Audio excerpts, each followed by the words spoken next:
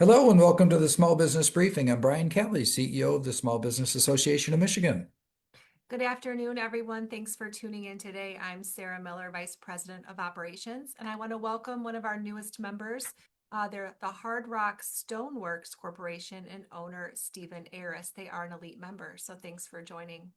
So, Brian, we wanted to have kind of a deep discussion today on Governor Whitmer's State of the State address from last week. So, we actually invited our colleague Jacob Manning to join us. So, I'm going to turn it over to you and Jacob for that conversation. All right, very good. Well, we'd like to have members of the people that are working day in and day out on behalf of our members on public policy issues, and that includes, of course, Jacob Manning. So we got Jacob who paid really close attention to the governor's State of the State address, which was last week, and this is a time when the governor can really lay out policy objectives for the rest of the year, which in this case ends up being Governor Whitmer's final year in office. So, Jacob, thanks for joining us. And why don't you give us just an overview of the speech itself before we get into the details of the policies that were put on the table? Yeah, thank you, Brian, and thanks for inviting me to come back today, and thank you everyone for tuning in. So, just as sort of a general overview, you had mentioned that, of course, this is Governor Whitmer's final State of the State address. So naturally, there was a very reflective tone, reflecting on her past 7 years, on all the accomplishments and things that she's proud of her time in office. We didn't really see any proposals that came out of left field, no big moonshot or last signature policy attempt in her last 10 months in office. Instead, Governor Whitmer really highlighted these three main policy areas going forward where she feels like she can have some bipartisan agreement when she has a Democratic Senate, a Republican House, and of course, just 10 months left in an election year. So let's talk then about the initiatives that she did lay out. Some that again, not terribly new in terms of priorities, but one of which was housing. What did the governor say about housing? Yeah, so she, of course, discussed what a lot of people have observed as the housing shortage. Some have called it a housing crisis. She addressed some statistics on housing. Young people are increasingly priced out of the housing market. First-time home buyers are increasingly having trouble purchasing homes. The average age of the first-time home buyer is now 40 years of age. And so this is an area that we've paid a lot of attention to over the years. Our policy council on energy and infrastructure has been really engaged in this conversation. And Governor Whitmer really took the time to focus on housing and focused on some of the initiatives of her mission department, some of the uh, building projects that they've done, some of the things they've accomplished in her time in office. But she also laid out three new sort of policy areas that she would like to see the legislature address when it comes to housing. The first, she wants a new state affordable housing tax credit, which would match the federal tax credit. She also called for zoning reforms, which would sort of prevent, at the state level, prevent municipalities from outlawing different types of home types in whatever ordinances, in various city ordinances, make it easier for people to build multifamily dwellings and such. And she also called to reduce construction requirements. She didn't really elaborate on this. I don't know of any current legislation that's out there on that, but definitely something we'd be more interested in seeing. So, sort of looking on the supply side, different ways to make it easier to build housing. Yeah, this has been a long-term problem that Michigan has had. The average age of a single-family residence in Michigan is over 50 years, and there's not been a lot of new development since the global financial crisis in 2008, 2009. And of course, it's just gotten much more expensive to build housing. You know that the question on the part of the proposal where she addressed the local zoning ordinances is the one where there probably is more. They're further along, and there is legislation already in play that would address that. And so, if do you think it's reasonable then to assume that of the things that she laid out, the one that's kind of in the queue, if you will, already to move forward has to do with local zoning requirements. I would definitely say that's a good read on it. There's a package of bills that's sponsored right now by Representative Christian Grant in the House that we've been engaged on. We're having discussions about this legislation that is a bipartisan package in the House. It's been a couple of years in the making too. Some of these zoning reforms to make it easier to build housing in cities, which is where the highest demand is, of course. Um, and that conversation has sparked back up again, and definitely expect to see some more momentum behind it with this additional push from the governor. All right, next up is literacy. The governor did spend a fair amount of the speech talking about literacy. What's new there? What are we expecting? Yeah, so this was the first thing that she mentioned in her speech, and I think was really, I think if you're looking at what she wishes to accomplish in her remaining 10 months in office, I think this is really an area where she feels like she can make a big impact. Just 2 weeks ago on this program, SBAM's own Vice President of Policy and Engagement, Kelly Saunders, talked about the governor's literacy proposals, and what she had proposed in this speech really matched what she's been saying about literacy. And she branded it in this speech. She called it the Every Child Reads is the new goal. And this is a plan that focuses on one, teaching kids to read at a younger age, so early intervention, starting young. Uh, Second piece of that stool is using phonics and science of reading. And then the third piece on that is providing extra supports for kids who are behind. All right. So no big surprises there. The governor's been talking about this, and of course, it is pretty central um, to the success of the education system. It was actually it's kind of a sidebar here, but there was some good news on graduation rates that were published recently. That Michigan's graduation rates have increased, which is a good definitely a good sign. Um, all right, and then finally, let's talk about healthcare costs. There's like another section or part of the speech. She had a lot of other stuff. She talked about, her time in office and accomplishments that. But when we're looking toward the future, the healthcare costs kind of piqued our interest. What did the governor talk about there? Yes, so certainly an issue that's not going to be foreign to any small business owner. We've been talking, of course, about the increasing costs of healthcare for a little over a year now, especially as small businesses keep reporting year-over-year double-digit premium increases.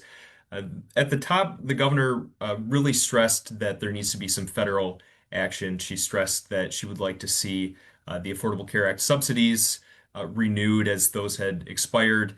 And then, of course, she wanted to urge the legislature to continue spending on Medicaid, especially to fill the gap that was caused by some of the eligibility changes that were made in the One Big Beautiful Bill Act for Medicaid eligibility. But there were also some statewide changes that she proposed. And again, this is something that I'm not certain if there's any legislation out on this yet, so not sure quite how far along in the hopper some of these ideas are. But the first one was introducing a cap on medical debt interest rates. The other one was a limit on medical debt reporting on somebody's credit report. And the other one that she mentioned was preventing liens or foreclosures because of medical debt. So, we've been very engaged in the healthcare policy issue. Our primary concern is lowering costs. So we've typically spent more time focusing on the underlying price drivers and things that can be done there. But of course, always happy to have conversations on healthcare. Excellent. Yeah, that so there's it's kind of nipping around the edges on it. We've got a couple other things that we're really hoping that the state government will seriously consider and move forward with respect to transparency and healthcare costs, especially those that there is no line of sight into for the large health systems um, that control so much of the market. And then, of course, we'd love to get back to a point where small businesses can create their own risk pools, like we could do in the past before the Affordable Care Act. And that those are called association health plans or multiple employer welfare arrangements, MUAs. those are two kind of vehicles, one federal, one state, both um, that we could really that could make a big, we know in the past have made a big difference in overall cost containment. So good to hear the issue come up, but really going to need that just needs to be the start, not the finish of the conversation on healthcare. Definitely. And Brian, I'm actually going to kick it right back over to you. So we had talked in last week's program about this newly proposed property tax reform proposal, and we had talked about that and how it came with quite a hefty price tag, five, maybe $4 billion. The day before the State of the State, the Speaker of the House uh, announced a plan to sort of backfill that revenue. So the State of the State conversation was happening with this in the backdrop. Could you tell us a little bit more about the new proposal that was introduced by the speaker? Yeah, it's a big tax overhaul that is proposed, but there's not introduced bills yet. So we know what some of the words describing it are, but really this is when it comes to sales taxes and excise taxes and use taxes. So these would be percentages added to something purchased. That this actually a very, it seems simple, but it's actually a very complex type of tax. And we don't have legislation to look at to know exactly the ins and outs of it. But the way that it was described in Word was that there would be property tax cuts. So 6 mills, eliminating the 6 mil state education tax that applies broadly to property taxes in Michigan, and then eliminating the what's called personal property tax, which is equipment tax on equipment. And today, utility and commercial properties are the most subject to that tax. Previously, industrial had been exempt from it, or mostly exempt. So that was one side of the equation. That's the tax cut side of the equation. So that creates a big hole in state government. How do you fill it? What the speaker had proposed was essentially a sales tax. It would be classified technically as an excise tax, but it would be 6% on the sale of things. And and so they had a lot of, a list of things that wouldn't be subject to it, kind of everyday things, um, had suggested that it would apply pretty broadly to, for example, the tourism industry and other services, purchases of tickets and so forth. And it was described as more of like a luxury item thing. But really, if it is going to raise $4 to $5 billion to backfill the property tax cut costs, then it's got to apply to a lot of things. And so this is something we're keenly interested in. And we just don't have bill drafts yet to look to know exactly what's in and what's out. So we are keeping very, very close track of this. I've already had a series of meetings to try to better understand what is being proposed. But what we always do, we have a process here, and that process says that we will review the legislation, we'll compare it to our existing policy, we'll check with members on the impacts, and then we will collect that information and then bring it back to the decision makers in state government with a position. And so this is something that we're right on top of. We're going to stay on top of right through the end. Very, very um, big change that is proposed here. And like any big changes, they need to be very, very well vetted. And ultimately, the impact that it has on small business should be the top factor, should be the top consideration because small businesses are the economy. Jacob, thanks for joining us on the briefing today and for sharing and paying such close attention to what's happening in Michigan government so that our members can stay informed while still running their businesses day to day. Thanks for having me. Yep, thanks, Jacob. I did drop a link to an article that you and the advocacy team had put together at the end of last week. So if people want to go back and reference that for more state of the state insight, they can.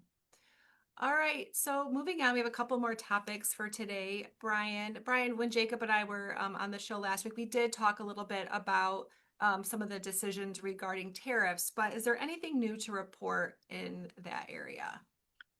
Essentially, when the Supreme Court made the decision against the emergency powers being used to implement or to implement tariffs broadly across the board, it really did push the president into a decision of either to abandon that tariff strategy or to go to the regular tariff powers, which exist in other law that was not before the Supreme Court. So you might ask, well, if there was a different tariff specific option the president could use, why didn't he go there in the first place? And the answer is because it's limited. The president can do things for a certain period of time. And in this case, we're talking about 150 days. But at the end of 150 days, those tariffs expire unless extended by Congress. And so that 150-day window is now started so that sometimes if you're not um, if you're not like right in the middle of how laws and how things can work and what authorities use for different things, it might be weird. It'd be like, well, how come the Supreme Court said this, but then tariffs are still in effect today? It's because one law was struck, the use of one law was essentially struck down in terms of as an impermissible use, and so it's shifted over to a different law. That law has a shot clock on it, and ultimately this will have to be worked out with Congress if they are to continue beyond 150 days, unless there's some other authority somewhere else. But ultimately, this does put a degree of uncertainty out there in terms of what's going to happen at the end of it. So there's two big questions before us. First is, does the government have to give refunds for the tariffs that were already charged according to the emergency statute that was applied before? That's an open question. And many companies have already moved forward with asking for refunds for the tariffs that were already paid. And then the other big question, of course, is what happens at the end of the 120 days?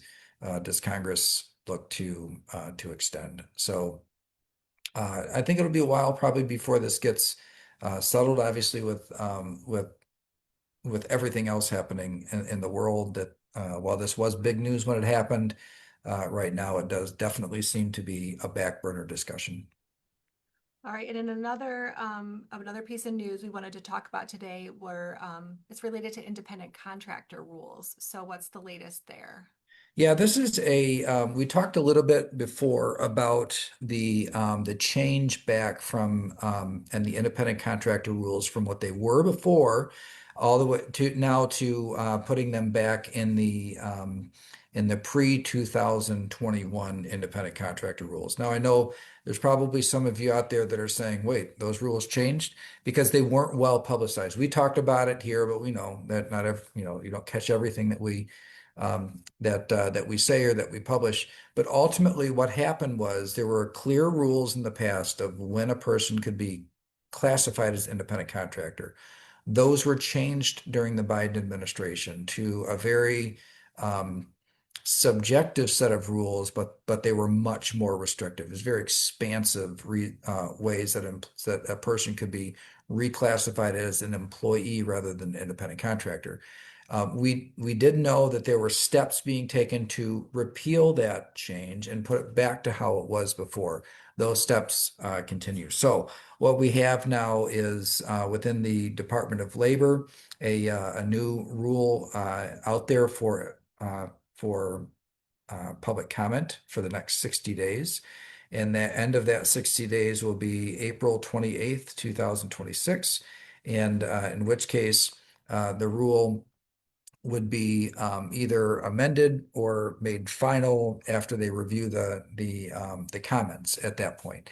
And what this would do is it would put it back to a simpler test. So it's two main things: the nature and degree of control. So does the worker control their own schedule and choose their own work methods? Okay, so the nature and degree of control that the worker has, and then also the opportunity for profit or loss. So does the worker, do they have any kind of financial risk involved? Do they invest in things like, for example, in their own equipment? That's always been something that has been a pretty bright line. Somebody's using their own tools or their own equipment. That means that they invested something to go out there and sell their goods or services independent um, of being somebody's employee. So it goes back to those older rules. Now, if you never changed it, then I suppose that you're you're already ready for the new the rule set. I do expect that the final rule set will look very, very similar to what they were before 2021. And just be a little that just won't be made effective or won't be made final here for just a little while. All right, well, thanks for that update, Brian. I think we're going to go into Data Monday next. Yeah, so we've got several things here to cover with respect to Data Monday. I thought that start with I would start with this from Arbor, and and this has to do with the with essentially the what's happening right now in the Middle East, and there's a corridor that a lot of that oil is transported through, which is essentially closed down now. And just to give an idea of, in the orange, it's the origin, and the blue is the destination. So the oil that's passing through there. Um, that is now presumably held up or would have to find other ways to get to its destination. Where does it come from and where does it go? And you can see that a lot of that is destined for other areas within Asia, but China and India in particular. But I will say that the demand on for the sources that normally supply the US goes up at the same time. So a spike in prices of oil is likely, at least in the short term here, especially while transportation is challenged in that way. Next up is GDP. I just wanted to share down here at the bottom, so still positive GDP. Nothing to write home about, but there was some question on whether or not there might be um, negative GDP because things felt like they were slowing down quite a bit. Well, they did slow down some, but not enough to go negative. But I thought this was actually a pretty telling or a pretty interesting chart. And so you can see that in the orange here, you're looking at real GDP. Okay, so this is GDP after inflation. And so you'll see that in most of the time in the past, GDP and employment payrolls, they move together. And it's not unusual for GDP to rise when payrolls are flat. But what's a little more unusual is for it is to really kind of separate out much from payrolls. And this is what I wanted to show you is that look at what's happening with payrolls. This is a percentage growth. So basically this is at zero. So that means that payrolls not really growing right now or just very slightly growing. And then GDP, real GDP is still positive year over year. And so that separation is something that is interesting and not unheard of, but a bit unusual, something to keep an eye on. Because we think about recession in the past about when employment is weak and GDP goes negative, but it's possible that we could have a situation where employment is weak and GDP is never negative. That's a very realistic scenario here in the future, given the changes in the way that the economy works, automation, artificial intelligence, and so forth. The Now, kind of related to that is the consumer confidence in terms of jobs. When the consumer confidence surveys are done, one of the questions that's asked is, are jobs plentiful? And as you can see, it's not the at 28%, you can see it's a little bit under the long-term average. The dotted line is the long-term average, and so you see that people saying that jobs are plentiful is a little bit below what people normally say. Let's talk about inflation now. What we're looking at here is the personal consumption expenditure, both the core and the overall. This is another way of looking at inflation. So you got the consumer price index, the PCE, the personal consumption expenditure is the one that assumes substitutes, that people make substitutes when prices rise. So this is one that really gets to the actual experience people are having as opposed to the CPI, which looks at a basket of goods, whether or not people continue to buy that same basket. So the at about 3% either way, whether you're looking at the overall or the core, 3% or 2.9, up a little bit from the previous month, but still just hanging around that place where it's been post-pandemic when it got really high and then came back down. It's kind of stubbornly been between 2 and 3%. And then looking at the consumer price index, so this is the other kind of inflation. And on the left, you see the month over month changes. On the right, you see the year over year changes. And all items overall, year over year, 3%. And again, just kind of hanging out in that um, 2 to 3% range, but on the higher side of that range, here's how it looks like on the graph when it looks when you look at both the core, which is the what you see in orange, and then the blue, which is the overall, but they both happen to be 3% right now. And just again, hang a little on the higher side of what it's been, but still in that range since it came down from the very high levels that it's been stuck at. So there weren't any particular surprises in there, but I think that you should expect to see some higher energy, oil prices in particular. That will show up in the consumer price index. So it'll be taken out of the core. But those sorts is the reason why the core index is out there is because oil, there's external non-inflationary forces that can make that go up and down.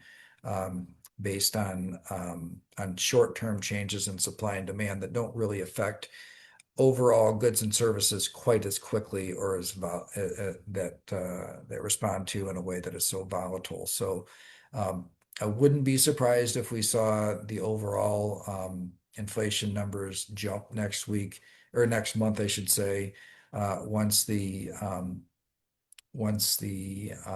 disruption in supply from the war in the Middle East impacting that supply. All the other stuff in there, no particular surprises. This kind of split of overall economic growth compared to employment. It's something that we're getting,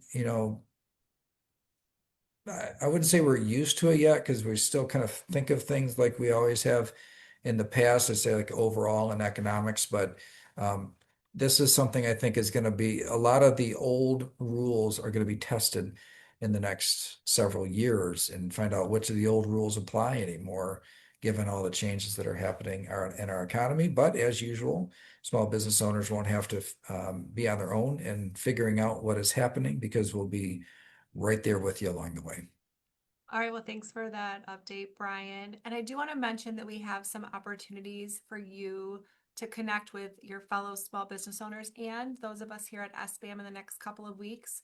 So on March 4th, we'll be in Muskegon at the Sherman Bowling Center, which sounds like a really cool and fun experience for one of our owner-to-owner events.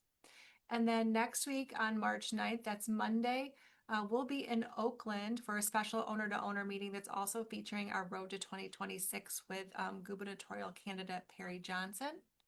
Next week, we're also here in the Capital Region at Looking Glass Brewery in DeWitt. And then we're back to Southeast Michigan on March 23rd for our event with Congressman John James. So I'm reading from my screen, so sorry I'm looking away here. But you can go to sbam.org events and register for any or all of those upcoming events. We would love to see you at one of them. So have a great week, and we'll be back here next Monday. Thanks, everybody. See you next week.